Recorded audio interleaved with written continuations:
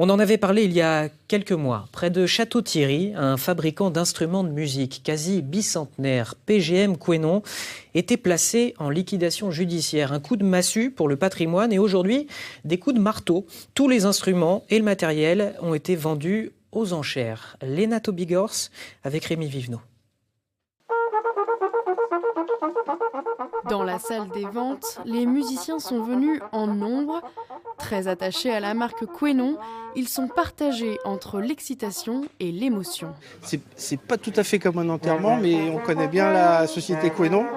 Je fais de la musique, de la trompette, un peu de trombone. Et il y a de l'affect. Et puis si je pouvais repartir avec un instrument, ça me ferait plaisir, quoi.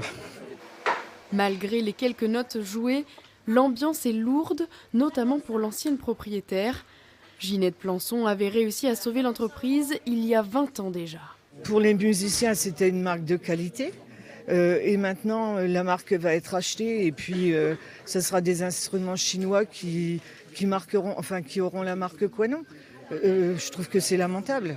Malgré l'amertume, l'ancienne propriétaire se réjouit de voir que ces outils vont servir à d'autres fabricants de musique. C'est du matériel d'époque, il y a des gens qui ont travaillé dessus, des maîtres artisans, de vrais artisans de qualité.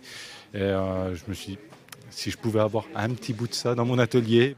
Et il faut dire que le patrimoine de l'usine Quenon est conséquent. Dans les années 20, âge d'or de l'entreprise, celle-ci exporte ses instruments à des jazzmen américains, mais importe aussi des machines. Ça, c'est vraiment la plus ancienne. Et puis, en fait, ce qui est intéressant, c'est qu'ils l'ont quand même importé des États-Unis pour venir ici, pour l'entreprise. Ce qui prouve aussi que finalement, à l'époque, quand elle a été reprise par Amédée Quenon, elle était en plein essor, cette entreprise. Au total, près de 500 acheteurs en ligne et sur place ont participé à cette vente aux enchères.